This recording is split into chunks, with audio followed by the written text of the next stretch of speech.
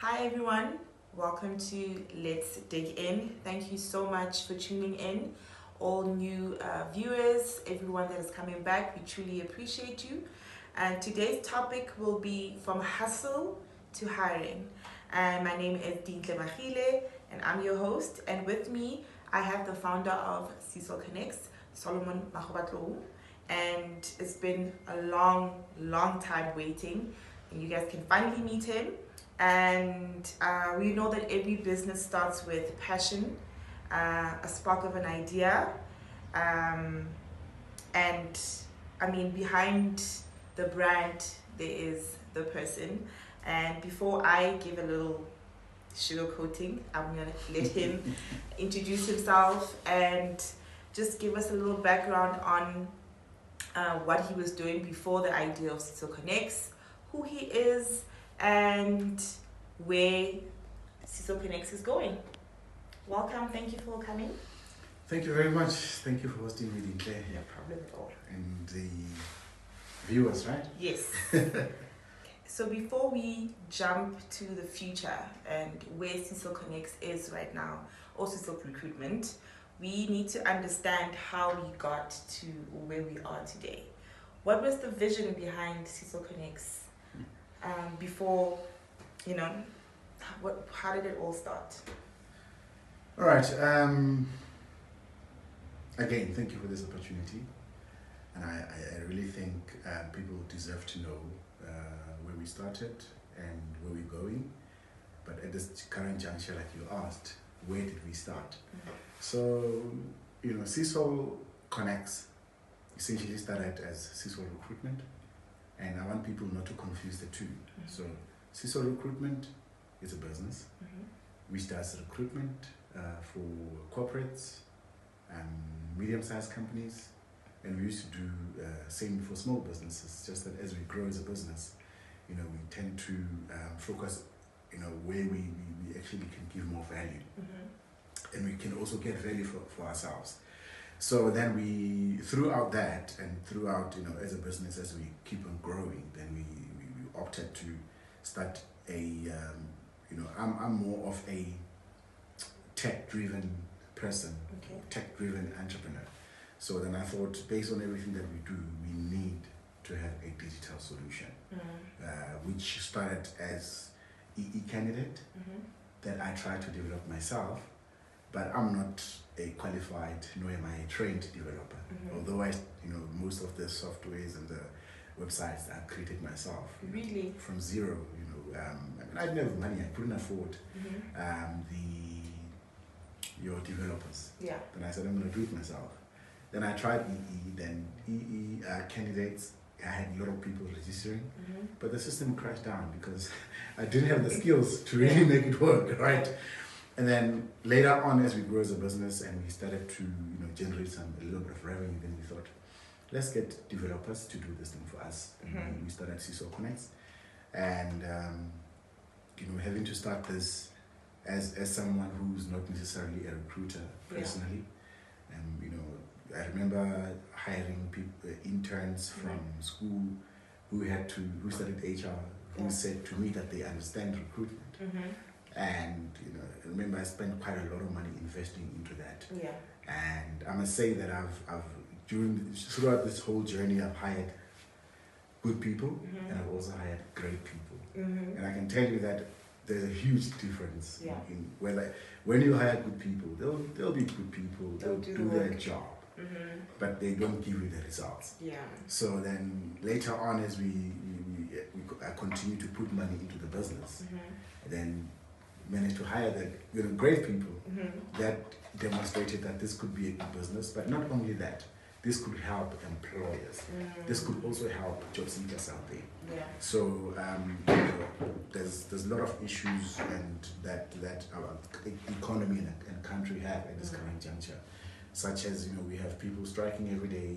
Youth unemployment rate is too high, and unemployment on its own, with the current publicized statistics, it's very, very high. Yeah. So youth and many community leaders and followers, they go on strikes almost on a weekly basis. We see those things because of employment, because of this, unemployment. Then we thought if we could do Connex, we could help with this one issue, which is a critical issue for our country, which is local hiring, local employment. Yeah. We've seen people closing restaurants because of the idea that most restaurants, they hire foreign nationals.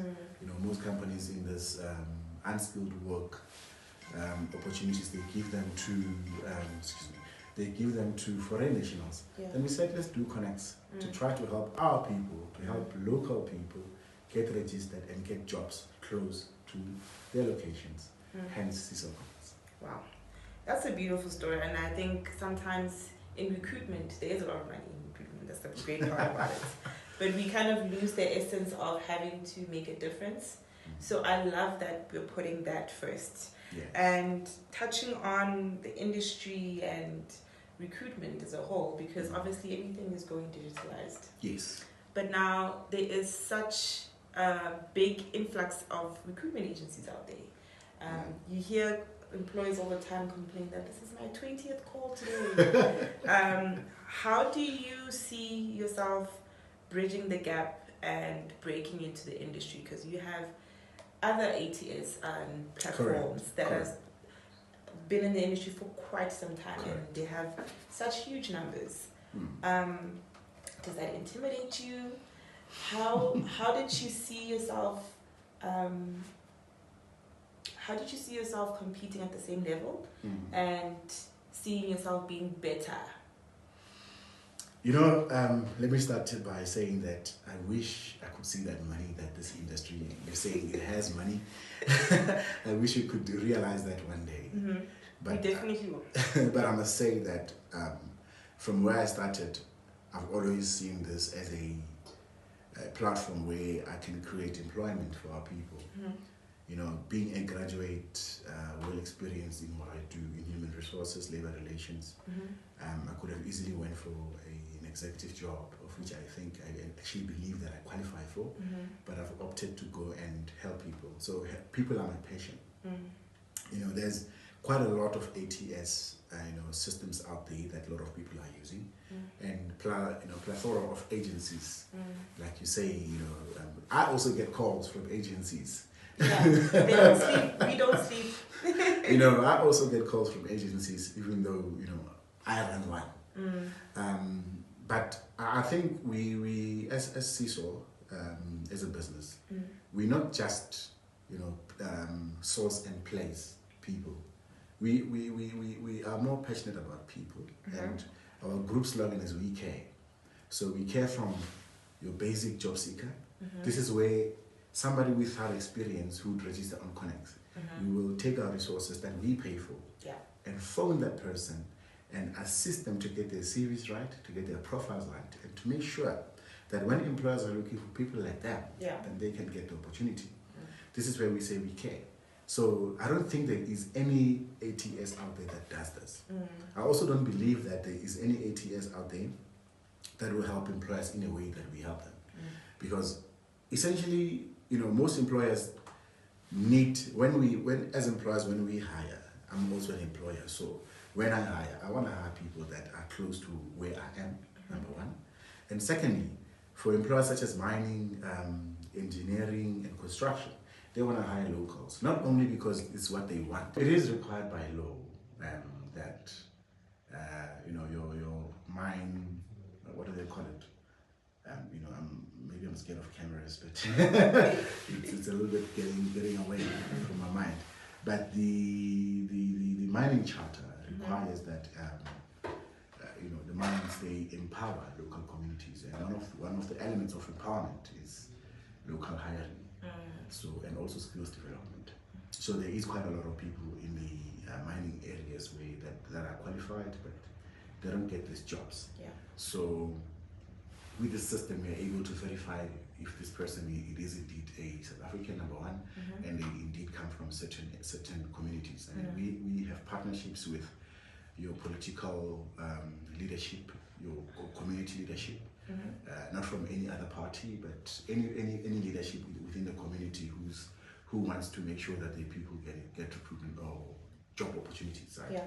And also the local kings and queens in different areas. So we have relationships with them, that they're able to actually onboard the people on the system and then get the people to have priority on jobs that are within their local area. You know, so I think this is what other ATS out there do not offer, what other job boards do not offer. Especially the verification part. Yes, the verification part. We're the only company in South Africa. I don't care who's watching, who's going to dispute this. In South Africa? In South Africa, we're the only company with the system that does this. And we are every day improving the system to make it better. Having to include things like your WhatsApp hiring, WhatsApp registration. We are on the ground. We understand what's going on the ground. You understand that not everyone has access to Yes, and this is exactly where we actually have differentiated ourselves. And we are not just forced because we're in business. We're doing it because we love it, because we sleep well at night, when people are employed, when people are empowered. Above and beyond that, our traditional recruitment part on Fridays, they give job seekers opportunities to get their CVs right. CV review, which is done for free. I don't know if there's anyone out there who does this for free. I always see people advertising to say that we need, can you help us? We help people with the CVs. You pay 500 or 1,000 rands, depending on your level. We do not do that. This is passion for us. Yes. Amazing. So it's very easy for people to confuse Sisol Connex and Sisol Recruitment, because it's one of the same thing, especially I think in your mining communities, especially with the whole, if you've done something for so long, when you introduce something new, it's a bit of a shock. Yes. So maybe you can help us understand how it's different, and maybe for also employers to understand how this could also be beneficial in not always having to go the traditional recruitment route. So there's no difference. In a nutshell, there isn't any. The only difference that is that there is a system, one, which is a tech system. Because we are transforming our business to become digital first. And then there is a traditional recruitment. This is where employer will come to us and say, Sisol, I'm hiring for a mining engineer, or I'm hiring for a receptionist. Then we take this back, our expert recruiters, and they go and look for these people on the systems that since we've been doing this for the last 9 years, essentially as a business. Then we get the people who have registered on our systems. Could either be people that have sent CVs before via email, but now on we take CVs through the system. So people that have registered on the system, then our recruiters, they go on the system, and they essentially look for people on the system, then they send them to the employers. Then the employers will employ. But the difference would be, some of the clients that we have on the system, what they would do is to go on the system and do the very same thing by themselves. They pay for a subscription on the system, depending on the kind of subscription that they have. And then they essentially advertise on the system, people apply, and we are working on our AI system that would filter. If you receive 10,000 applications or 100,000 applications, like SAPS was just talking about in the last week in the news, you receive those number of applications. I mean, an ordinary human being take them a year to go through each and every applicant and then respond to each and every applicant, as it is also a legal requirement, although many employers do not even know that it's a legal requirement for each and every job seeker to receive a response, whether it's a rejection or an interview. A job seeker is entitled. It's not a favor. It's entitled. That's a very good point for viewers. So with Connex, you receive 100,000. You just click then you reject a number that you want to reject, and Yeah. you want to move a short list or long list certain number, then you do that with Connex. So the difference between the two is that you can do it yourself, but using a system. And then also, if you cannot find the person that you're looking for in the system, you're able then to get help from our specialist recruiters. So, but the business is one. Yeah. There's no difference. Just that job seekers must understand that before we can look at the CVs that have been sent through an email, we look at the CVs that are on the system. Because on the system we are able, we also get value by making sure that we reduce all the unnecessary administration. Okay, great. Can you give us a little story or an instance or anything that has happened where you've seen someone's life being transformed through the business? I'm sure there's many. There's many. That's true. I don't know if I should maybe talk about seeing people's lives being transformed, whether it's internal or external. But for the purposes of this podcast, because I've seen people within our business coming from school to become, getting higher positions and stuff. But I remember in about 3 or 4 years back, there was we had a job spec. It was actually a new client, one of the big listed companies.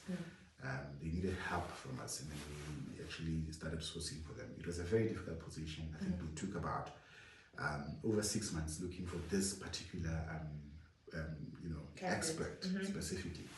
So they gave us the spec. Within 2 days, we found potential candidate, and it was only in 2 one. days. Yes. It was only one person. Remember, like I said, we hire experts. Yes. Unlike when we started. Yeah. Like when we started, it was just a mess. But we learned from experience. Yeah, right? exactly. So the person went for the interview, and this person was unemployed for 3 or 4 years. I really can't remember. And this was a married man.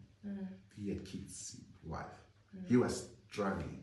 And as we know that normally it's difficult for people who have been out of the workforce to really get back into the workforce. Especially after 4 years. Especially after 4 years. Yeah. I mean, you've missed out on a lot of things. So the guy went for the interview, they liked him.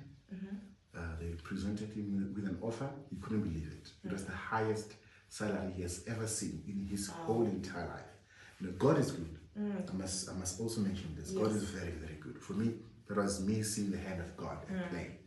So that man got the job. He even phoned us.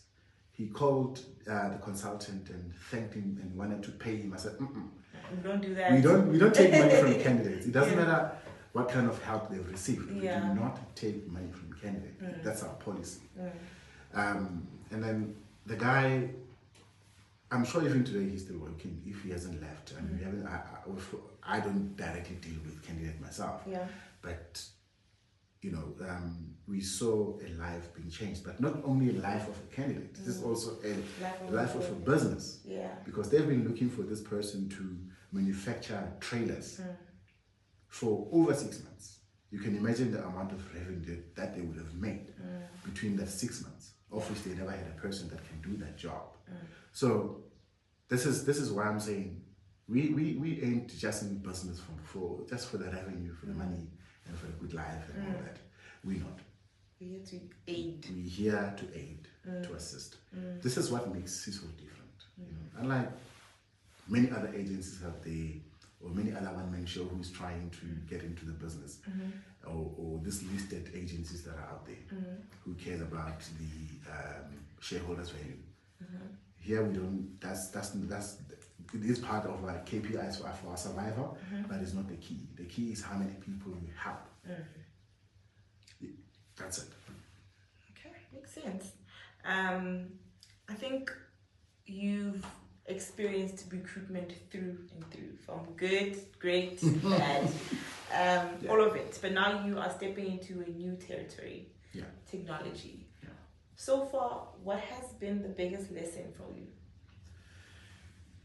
So far, I can say that it's not easy, right? I know there's probably a lot of aspiring entrepreneurs, aspiring recruiters out there who think that just by introducing AI, then everything will be hunky-dory. No. There is a lot of systems out there that can, source candidates and do verifications and all that. But ultimately, my biggest lesson has been that people are key. I know I sound like a broken record talking about people, but it's my passion. Yeah. Even if you have the greatest, best coded AI system that can verify, filter, and do all that, it can never replace people. I've tried using systems for various things, but you always require a human being. So, employers, many employers I know, they will be buying into AI systems, but I can assure them now, even in the next 10 years, AI will not hire. Yeah. The decision that employers are going to make should not only be influenced by AI, because there is a lot that AI cannot do. But there is a lot that AI can do for you. Hence, we are also, getting ourselves, gearing ourselves for AI, and also introducing AI agents and. But this cannot replace human beings. Yeah. Recruiters, they sit with people, they look at people in the eye, they ask questions, they connect.